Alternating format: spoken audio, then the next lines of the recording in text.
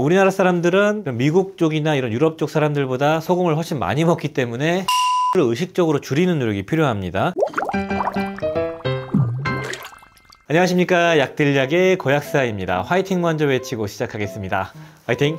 자, 오늘은 신장을 망가뜨리는 음식들, 신장을 혹사시켜가지고 만성 콩팥병을 유발할 수 있는 음식들을 정리해봤습니다. 신장이 침묵의 장기죠. 간과 마찬가지로 신장 기능이 뭐 20-30% 이하로 떨어질 때까지 티가 잘 안 나고 몸이 막 그냥 붓거나 아니면 혈압이 높아지거나 그 정도밖에 시그널이 없거든요. 그래서 신장도 관리가 안 되면 장기적으로 상당히 고달파집니다. 우리나라 평균 10명당 1명 정도가 만성 콩팥병 환자라고 합니다. 저도 자주 찾아보고 진짜 이렇게 많다고 해서 놀랬습니다. 근데 만성 콩팥병이라는 게 정말 투석할 정도로 심한 콩팥 질환이 있는 게 아니고, 또는 약 먹을 정도로 심한 게 아니고 3개월 이상 신장 관련된 수치가 안 좋으신 분들, 뭐 단백뇨가 나왔거나 크레아티닌 수치가 좋지 않은 분들이 해당되기 때문에, 그래서 의외로 되게 많은 분들이 만성 콩팥병이다. 만성 콩팥병의 주요 원인은 대부분 신장은 혈관이 뭉쳐져 있는, 가장 많은 혈관이 있는 기관이잖아요. 그래서 혈관을 손상시킬 수 있는 원인들 대부분이 당뇨병이나 고혈압이 원인이 된다고 하고, 그게 70%의 원인을 차지한다고 합니다. 그리고 사구체 질환이나 그리고 요로결석과 같은 것도 원인이 되고, 뭐 유전적인 성향도 띠고 있다고 하네요. 자, 그렇다면 이를 기반으로 해가지고 신장을 망가뜨리고 영향을 주는 음식들을 좀 알아볼게요. 가장 오피셜하고 어느 정도 검증된 거부터 말씀드릴게요. 첫 번째가 바로 고나트륨 식이입니다. 소금이 많이 들어간 음식을 뜻하고요. 이게 너무나 뻔하지만 진짜기 때문입니다. 소금이 많이 들어가면은 짠 거를 희석시켜야 되기 때문에 소변량이 많아지겠죠. 그러면서 신장에 일을 많이 하게 되고 걸리는 압도 높아지고, 그러면서 혈관이 손상되면서 단백뇨가 발생되거나 신장 여과율이 떨어지는 결과를 초래합니다. WHO 기준으로 하루 권장 소금 섭취량을 5g 정도, 나트륨으로서 2000mg 정도 섭취를 권장하는데, 그런데 식약처에 따르면 우리나라 사람들은 평균적으로 3000mg 정도, 그러니까 WHO 기준의 1.5배 정도의 나트륨을 섭취한다고 합니다. 많이 섭취하기 때문에 신장질환 유병률도 다른 나라 대비 우리나라가 높은 편이에요. 데이터가 있는데요. 미국 툴레인대 공중보건대학교에서 연구를 한 자료인데요. 영국의 37세에서 73세의 성인 46명을 추적 관찰을 해봤는데요. 소금 섭취와 이 만성 신장질환과의 연관성을 따져본 연구인데요. 결과적으로 음식에 소금을 가끔 넣는다라고 답한 그룹은 거의 넣지 않는다라는 그룹 대비 만성 신장질환의 위험도가 4% 올라갔다고 하고요. 일반적으로 보통 넣는다는 그룹은 7%가 올라갔고, 항상 넣는다는 그룹은 CKD가 11%가 높아졌다고 합니다. 그러니까 양의 상관관계로 소금을 넣는 양과 신장질환이 연결돼 있다, 이렇게 보시면 되겠습니다. 우리나라 사람들은 미국 쪽이나 이런 유럽 쪽 사람들보다 소금을 훨씬 많이 먹기 때문에 더 영향을 받을 수 있다는 것이죠. 우리나라 음식은 아무래도 국류가 많아서 그런데요. 국물을 의식적으로 줄이는 노력이 필요합니다. 국물 빼고 면만 드시거나 건더기만 드시는 노력을 좀 하시면 좋을 것 같아요. 우리나라 사람들의 소금, 나트륨 섭취의 주요 공급원이 어떤 건가 봤더니, 일단은 배추김치, 간장, 된장, 고추장 뭐 이런 쪽이어가지고 라면도 있고요. 우리나라 특성상 어쩔 수가 없다,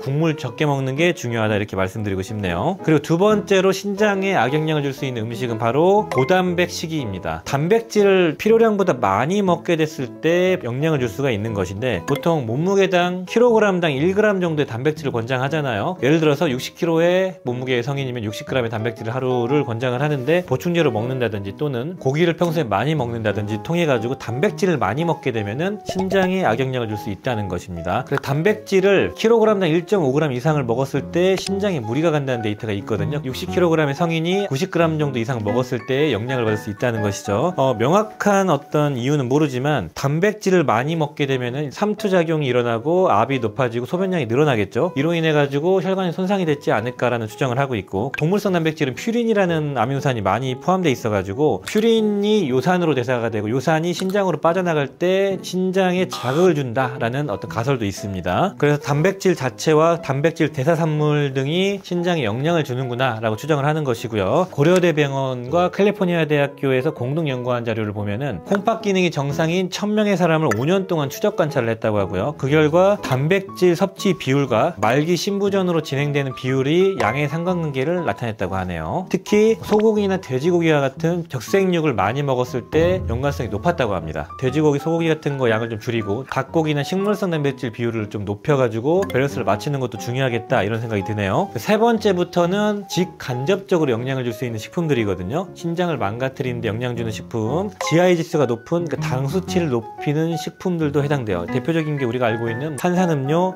인스턴트 음식, 과일 주스 이런 것들, 뭐 빵 이런 것들이 영향 줄 수 있는데, 잘 아시는 것처럼 인슐린 저항성을 유발하고 인슐린 저항성이 생겨가지고 당 수치가 높아지면은 신장병의 직접적인 원인이 됩니다. 당뇨병 있는 분들이 말씀드렸던 것처럼 신장 질환을 유발할 수가 있다고 했죠. 만성 신장 질환의 70%의 원인이 당뇨병이나 혈압이라고 한 것처럼 혈압과 당뇨 등을 유발할 수 있는 게 바로 이러한 탄수화물 식품입니다. 거의 직간접적으로 영향을 주는 게 이런 고당 식품들이 영향을 줄 수가 있고, 단기간에 그렇게 된다기보다는 꾸준하게 당 수치 조절을 안 했을 때 인슐린 저항성이 유발되면서 당이 혈관을 떠돌면서 혈관을 손상시키는 그런 연쇄적인 작용을 유발할 수도 있고 그렇습니다. 그래서 탄수화물과 당 위주의 식품들 조심하셔야 되고요. 네 번째로는 카페인이 과다되어 있는 식품 또한 마찬가지입니다. 커피나 에너지 드링크, 그런 고카페인 음료들을 조심하셔야 되는데요. 카페인은 이뇨작용 촉진을 하죠. 이뇨작용을 촉진한다는 거는 아무래도 소변량을 높이고, 소변량을 높이는 과정에서 신장 쪽에 자극을 줄 수가 있다는 것이죠. 그래서 오랫동안 고카페인 음료를 섭취했을 때 만성 신장 질환의 위험도 높아질 수 있는 것입니다. 따라서 피곤할 때 커피 많이 드시고 이런 것들 의식적으로 좀 줄이시고 그런 노력이 필요할 것 같아요. 다섯 번째로는 알코올, 음주도 해당됩니다. 이런 술을 마시는 것 또한 이뇨작용을 유발하고, 술을 많이 마시게 되는 경우에는 칼로리만 높아지고 미네랄 균형이 깨지기 때문에 신장에 부담이 됩니다. 그래서 장기적으로는 신장에 영향을 주고 고혈압도 유발하고, 알코올 자체가 당뇨와 고혈압의 원인이 되거든요. 그래서 직접적인 이뇨작용을 지속적으로 하면서 신장이 부담, 그리고 간접적으로 고혈압과 당뇨를 유발하면서 신장에 부담을 줄 수 있는 게 바로 술이 되겠습니다. 그리고 마지막으로 신장 결석을 유발하는 음식들, 옥살산이 많이 들어가 있는 십자채소들이 있죠. 그리고 우리 체내 산성화를 유발하는 단백질들도 해당되는데요. 결석을 유발해서 신장을 직접적으로 손상시키고 만성적인 신장 질환, 신장 이식까지 가는 케이스도 있을 정도로 신장 결석도 신장을 망가뜨리는 원인 중에 하나입니다. 대표적으로 옥살산 함량이 높은 게 시금치, 파슬리, 그 다음에 아몬드, 캐슈넛 이런 거, 메밀, 퀴노아 이런 것들 있잖아요. 이러한 십자채소와 이런 아몬드, 견과류들을 너무나 많이 먹지 않는 것도 중요합니다. 적정히 먹는 거는 괜찮고 건강에 되게 필요한데, 신장 결석이 자주 유발되셨거나 재발하시는 분들은 좀 주의하셔야 된다 이렇게 말씀드리고 싶고, 이거 관련해서는 제가 예전에 신장 결석을 유발하는 음식 편을 보시면 나올 겁니다. 약들약 신장 결석 치시면 나오는 영상 참고해 주시고요. 자, 그래서 오늘 영상은 신장에 악영향을 줄 수 있는 음식 유형들을 좀 정리해 봤습니다. 뻔한 내용이지만 리마인드 차원에서 의식적으로 좀 줄이자는 차원에서 정리해 봤고요. 그 다음 파트로 신장 기능이 좋지 않을 때 어떤 영양제를 먹어야 되냐 이런 질문이 많으셔가지고 정리 한번 해보겠습니다. 신장 수치가 좋지 않고 단백뇨가 나오시는 분들은 혈관 덩어리에 손상이 되거나 혈관 자체가 문제가 생긴 거기 때문에 혈관에 좋은 보충제를 활용하시면 되고, 그런데 신장 쪽으로 여가되는 보충제는 신장 수치가 좋지 않으신 분들은 주의하셔야 됩니다. 따라서 신장병이 있는 분들 중에서 약물을 복용하시는 분들은 꼭 주치의와 협의를 하셔야 돼요. 임의 보충제 드시면 안 돼요. 근데 관리가 필요하신 분들이 섭취하실 만한 영양제를 말씀드리자면 대단히 안전하고 검증된 게 두 가지입니다. 오메가3와 오메가6 감마 리놀렌산이거든요. 이 두 가지는 신장의 여가율을 높여주고 신장 수치를 정상화시켜주고 혈관을 보호해주는 작용 때문에 신장 질환에 활용이 가능합니다. 신장 건강에 도움을 주는 유형별로 한번 정리해가지고 영양제는 따로 정리해 볼게요. 임의로 드시지 마시고 오메가3, 오메가6 정도만 드시는 걸 추천드립니다. 자, 오늘 영상은 콩팥을 망가뜨릴 수 있는 음식들을 한번 정리해봤습니다. 신장은 한번 망가지면은 돌이킬 수 없기 때문에 관리 잘 하시고, 뻔한 내용이지만 리마인드 차원으로 한번 다시 본다 이런 느낌으로 접근하시면 좋을 것 같습니다. 오늘 영상이 도움이 되셨다면 좋아요, 구독 부탁드리겠습니다. 감사합니다.